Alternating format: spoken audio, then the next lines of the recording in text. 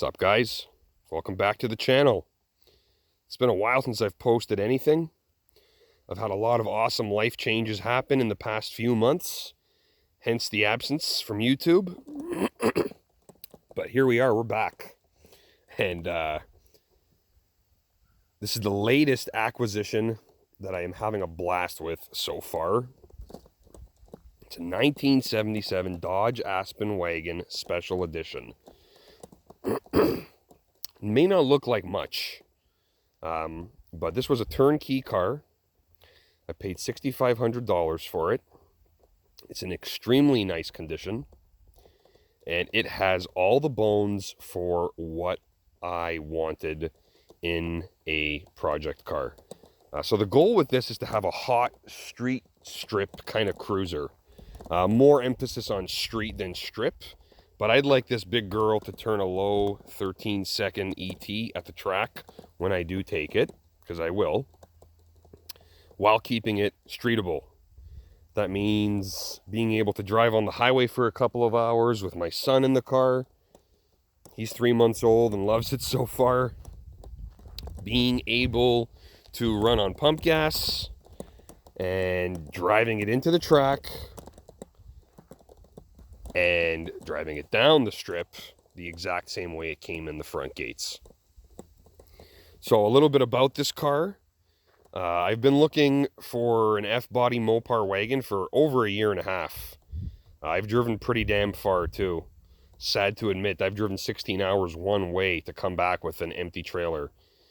So a lot of these cars did not survive. They were known to rust out pretty badly, especially the front frame rails. This car here is very solid. Apparently it came from California at some point in its life.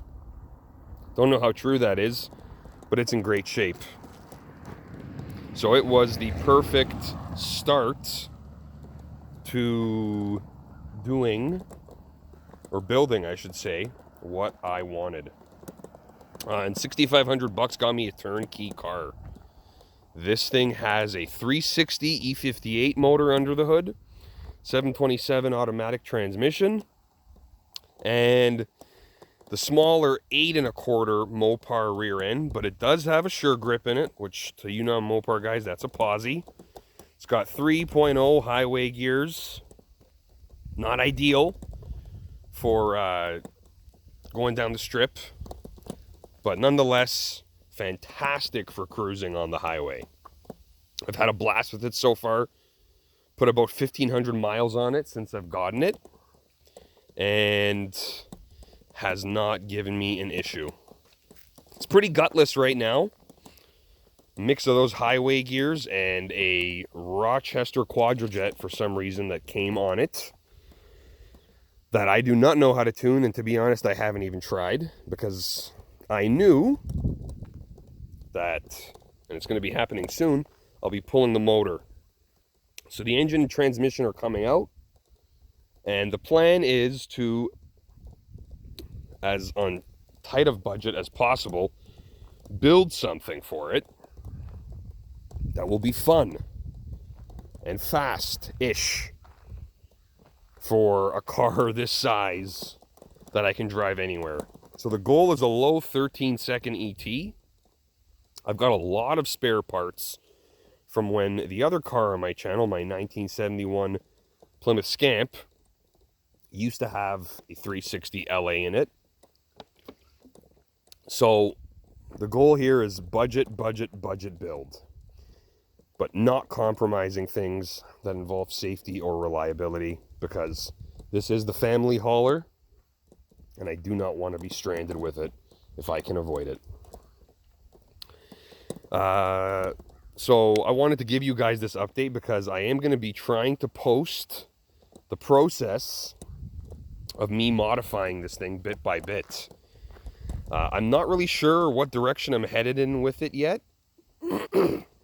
I've built a stock bottom end 360 combo before for my Scamp. It ran 1230s on junk 87 octane gas, 3,400 pounds, but it had a 410 gear with a 4-speed A833 manual transmission in it. So I'm not sure if I'm staying all motor with this 360. I'm not sure if I'm going to swap in a 5.9 Magnum. Never ran one before, but I know stock for stock they are a bit superior to the LA engine platform. It might get a bottle. It might get boost, whether that's a blower or a turbo setup. Not really sure. It's all going to be dictated by budget. But I'm kind of looking forward to it. I'm kind of looking forward to a low dollar build. I really, really find those to be the most interesting and the most fun. They might not always be the fastest, but it's always kind of cool to do as much as you can with as little as possible. And just like all my other stuff, the goal is to do everything myself. So I may have mentioned, or may not have mentioned, I've nicknamed this car Ron Jeremy. And the reason for that is the interior. So the interior in this car is not factory to it. It's got an 80s Chrysler Fifth Avenue or Dodge Diplomat interior in it, with those big cloth couch seats. I did not know that it was a direct swap until I stumbled upon this car. But it is, so if you're interested in doing it, it does work apparently. And the back seats do still fold down, which is pretty cool. It's already got disc brakes, big bolt pattern all around. It's got power steering. It's a factory air conditioning car, and it's all there, and it does work, but it does have a leaking air conditioner line. So I got to get that fixed if I would like it to work for next summer. But as I said, the goal with this thing is to have a hot cruiser. Hot, you know, as in it's got some pep in its step. I know myself. I like going fast. I like horsepower. So it's going to be kind of hard to not go a little crazy with this thing and, you know, not swap in 410 gears and, you know, more compression, bigger cam, strokers, things like that. Again, pure budget build is the goal here.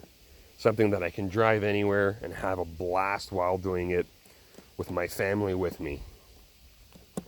So hopefully you guys are interested, especially you Mopar guys, because anything Mopar in the sentence usually does not have the word budget attached to it. Especially here in Canada, cars and parts that are Mopar are usually an arm and a leg, and I'm not interested in giving those away. So it's going to be fun to try and do all of this on a budget. Facebook Marketplace, Kijiji Classifieds, eBay, Amazon, swap meets. Those are going to be my friends for this, hopefully. And I will keep you guys posted on the progress. But there she is, 1977 Dodge Aspen Wagon, Ron Jeremy. It's been fun so far, and I'm really looking forward to having even more fun as I start to put my personal touches and upgrade and modify this thing. So stay tuned, guys, because there will be more content coming on this. Cheers.